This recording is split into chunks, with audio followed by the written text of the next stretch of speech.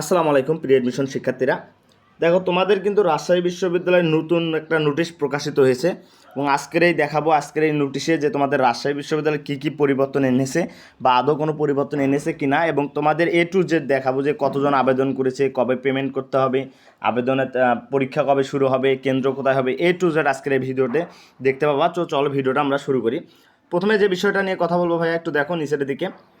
রাজশাহী বিশ্ববিদ্যালয়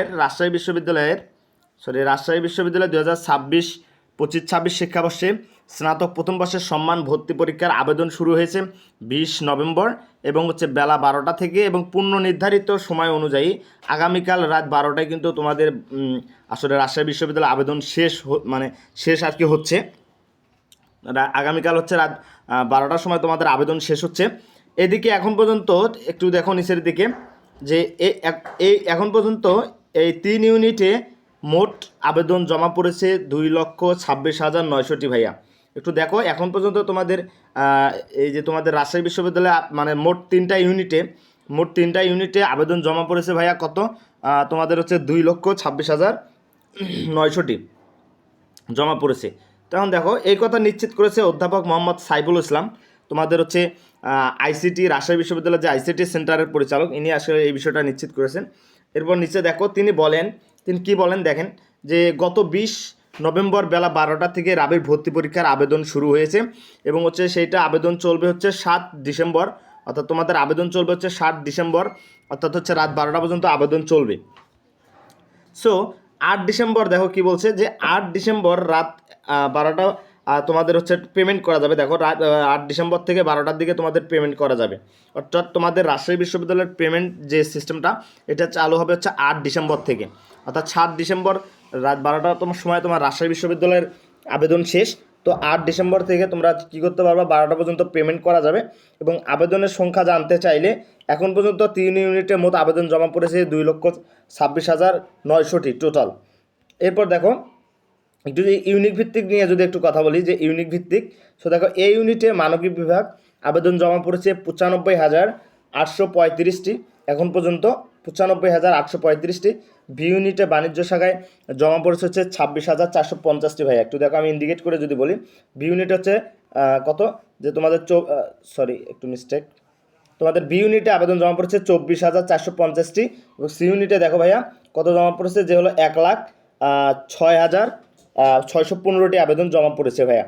এবং বি ইউনিটে কত তোমাদের 95,000 কত, এখানে দেখো যে 835টি কিন্তু আবেদন জমা পড়েছে।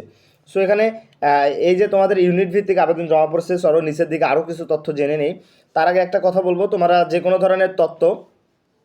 ধরনের তথ্য সবার আগে পেতে অবশ্যই আমাদের ইউটিউব চ্যানেলটি সাবস্ক্রাইব করবা, কারণ অনেক কষ্ট করে ভিডিও দিই। আর যে কোনো এডমিশন রিলেটেড কোনো পরিবর্তন হলে বা সাথে এডমিশনের যে কোনো তথ্য সবার আগে পেতে অবশ্যই আমাদের ইউটিউব চ্যানেলটি সাবস্ক্রাইব করবা। চলো তাহলে একটু নিচের দিকে যাই। দেখো কি বলছে,